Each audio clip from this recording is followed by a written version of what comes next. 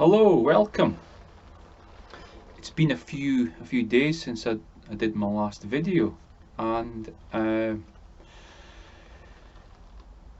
couple of things have come up since the last time I made a video.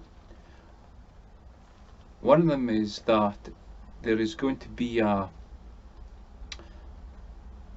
rally, an anti-lockdown rally in Scotland. There have been several in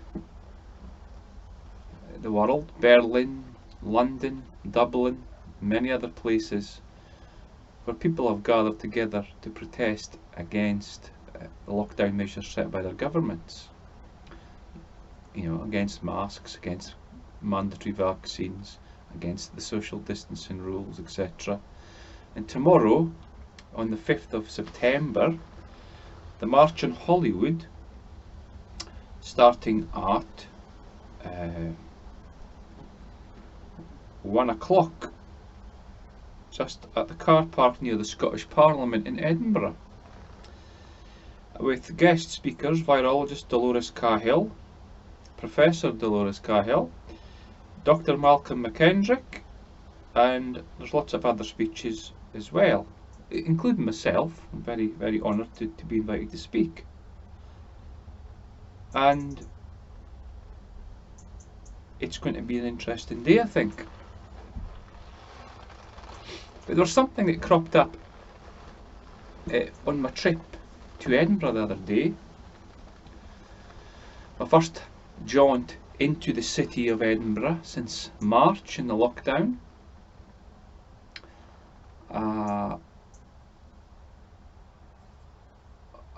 In the train station, there were signs with the logo of Network Rail on them, and they indicated that social distancing was required, which is no surprise to many people, I suppose. This is all the rage at the moment with COVID-19. However, there was a couple of points on their signage which perplexed me greatly. The sign indicated that, if I can just find it, the sign indicated to help to stop the spread of bacteria and viruses. Social distancing, keep your distance. Help to stop the spread of bacteria and viruses. Strange developments in this brave new normal, I thought to myself. So I've contacted ScotRail, I've contacted Network Rail, I've contacted the Scottish Transport Minister, Michael Matheson, the Scottish Public Health Advisor, Professor Devi Schroeder, and the Scottish Government to inquire, what is this new development that the public need to be aware of?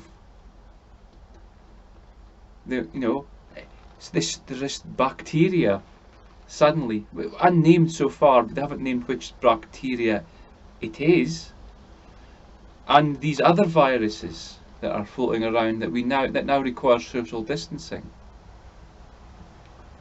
You know, I'm quite flippant joking about it at the moment, but actually it's quite sinister, and it worries me greatly. I've mentioned before in several videos about the applied behavioural psychologists of SPI-B, of SAGE, the subgroup of applied psychology, which have been designated the task of deliberately ramping up fear to help increase people's sense of personal threat, and to create a culture of shaming, to intimidate people to adhere to the social distancing, mask wearing rules, etc. And but now bacteria and other viruses seem to have been slipped in there very sneakily. Of course, the ramping up of personal fear has worked. Many people are frightened. Many people are genuinely frightened about the risk of dying from COVID-19 or catching it or passing it on. And so one would, and also mental ill health has become a huge problem during lockdown, and suicides and existing people with mental health problems. The panic over COVID-19 has been exacerbated. So it is not a happy state of affairs to suddenly start saying that bacteria, as well as these unnamed other viruses, are now in the hit list. That other things we have to worry about. I don't think it's any accident the bacteria and other viruses are now suddenly on the agenda. We now have a case-demic. We have lots and lots of cases because of increased testing. Of course, we haven't got any increased deaths.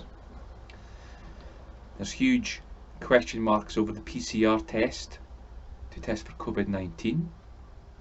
False positives, false negatives. What does it actually test for? The broad range of coronavirus family viruses. It's present in the human environment, and also, what exactly do the tests measure in terms of the time scale? Is it measuring fragments of coronavirus from a cold 6 months ago, a year ago? Of course, the PCR test, as Dolores Cahill, who's speaking tomorrow in Edinburgh, has pointed out quite clearly, is that it was never meant to be a diagnostic test. And so here we are, all being frightened to death with the prospect of having to social distance for viruses now and bacteria. It's intimidation, I think. This ramping up people's sense of personal threat is a very real thing. And the government's pushing it, and it seems like all the big institutions that run the infrastructure of this country are taking it up and running with it. A friend of mine was in the same train station, Waverley, in Edinburgh yesterday. She made a YouTube video about it, I'll link in below, where she was questioned by a policeman why she wasn't wearing a mask. Now, of course, one is entitled to not wear a mask if one has a reason to do so, if it gives one anxiety or one has a health condition, and one doesn't have to inform the public or a policeman why one is not wearing a mask. This sort of questioning by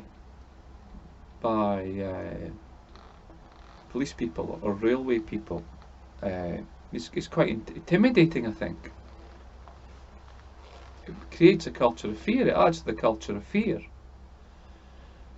And as we see in England, I think it was in Liverpool or Manchester, I think, Liverpool, a man was arrested and pepper sprayed on a train for not wearing a mask, despite his pleas that he was not, he didn't have to wear one. These are very, very worrying times. It's like they're trying to see how far they can push people, how far they can frighten them, how far they can intimidate them, how far they can force them to do these things. But I think we have to stand firm here. And I think we should certainly stand firm that suddenly institutions like Network Rail saying that we now have to socially distance for bacteria and for other viruses. It's highly sinister. It is like they want to create a world where just being a human being is now regarded as a hazard. School started back a few weeks ago, and children as young as 5 years old are being treated as biohazards by teachers. The teachers are not letting the little children approach them in the classroom. The children have to sit in their seats all day long, coming home complaining of a sore bottom. They're having to wash their hands and strip away the essential oils in their hands with hand sanitizer multiple times a day. There's even reports of children having their temperature taken without consent, without parents' knowledge. Councils issuing guidelines about data being collected, and parents not being informed what data is being collected. There is government guidelines being issued regarding public health officers and regulations regarding detention, forced detention for people suspected of COVID-19. There are people in Australia being arrested for Facebook posts advertising protests or gatherings protesting about the lockdown measures, and their houses being forcibly entered. One person was a pregnant woman who was meant to be going for a scan.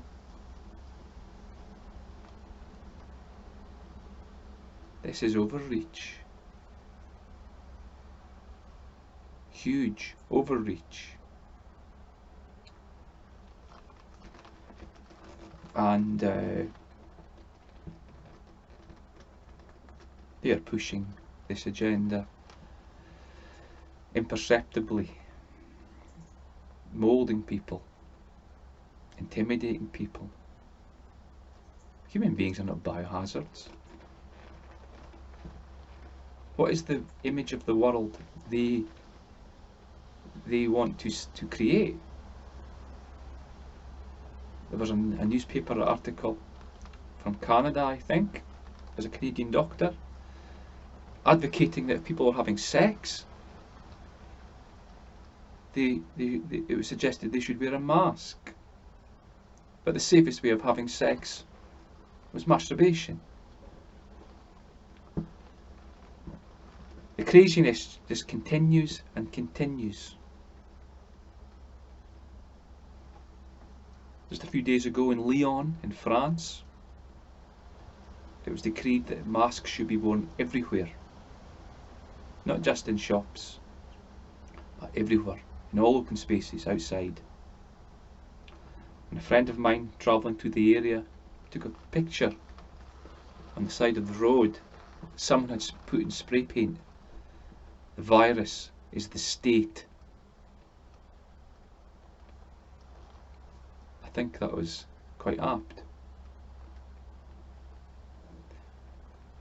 Someone asked me a question on social media in a message, private message.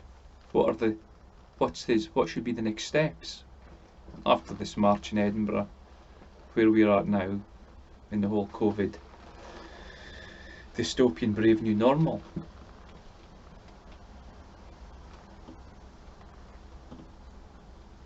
Well, one thing we should do is question everything. We should question every diktat to death.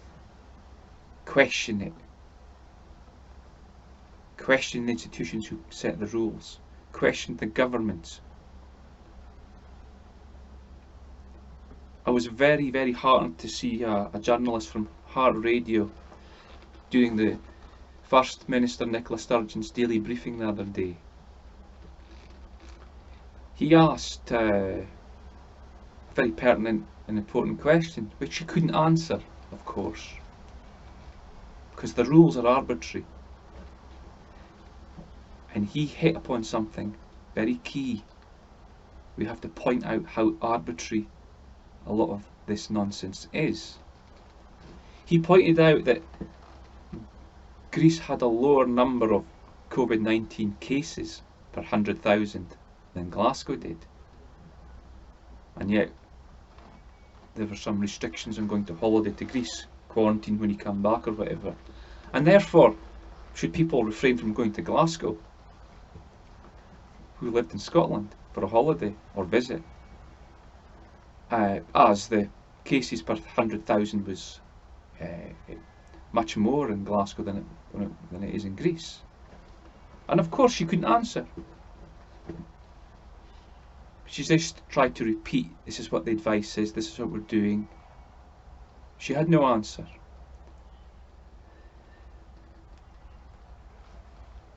So we have to get them in the point that they can't answer, to highlight what they can't answer. To write to one's MPs, to put on social media the arbitrariness of the measures, of the rules,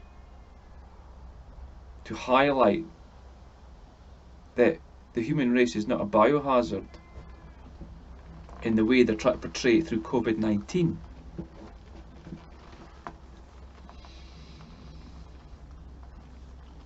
It makes for a very unpleasant world. A very unpleasant world when everyone's going around in masks. People say, it's just a mask to go into the shop. What's the big deal? It's just a mask to sit in a train. It's just a mask to sit in a classroom. No. No. The mask rule seems to be quite arbitrary. Nicola Sturgeon's a resident of Glasgow, and she said herself, because of the new restrictions placed in Glasgow a few days ago, that people weren't allowed to meet other people in their houses. You know, grandchildren visiting their grandmother, etc., etc. Well, just the very same day after that, these new rules that Nicola Sturgeon announced, she was in the Scottish Parliament, amongst lots and lots of people from different households, from the Glasgow area as well. Does the coronavirus suddenly stop transmitting in a government building? And of course they had no masks on either. Hypocrisy. Utter hypocrisy. So people who are going into shops, or sitting in trains, or sitting in buses, wearing a mask diligently, or out of fear, or grudgingly, just have to remember Nicola Sturgeon brazenly walking into the Scottish Parliament, sitting there, telling people they can't visit each other in their homes. Yet she's visiting lots of people in the Scottish Parliament, no problem. And now we have just a case-demic and no deaths. How are they going to keep this going? Bacteria, of course, and other viruses. The flu season's upon us. They can't wait. It's another excuse to keep it going. Bacteria, other viruses. Churches are closed. Brothels are open.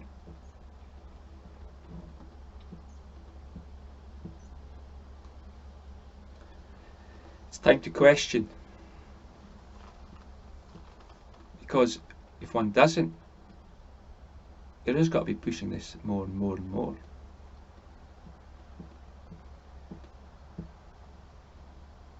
So I look forward to tomorrow, to the march on Holyrood, and to see the speakers. It'll be very interesting to see what the reaction from Scotland is, what the attitude in Scotland to this is. Scotland traditionally is a nation who, I think, don't like to be dominated in this way. to have their democracy and freedoms taken away. It'll be interesting to see if this is still the case, but there seems at the moment not a lot of courage going on, and that's something I'll talk about tomorrow in my talk at Holyrood. A lack of courage. There needs to be more courage. But that's all for now. Thanks for all the new subscribers. Thanks for all the views of the videos. It's very much appreciated. So, I'll see you soon. Take care. Goodbye.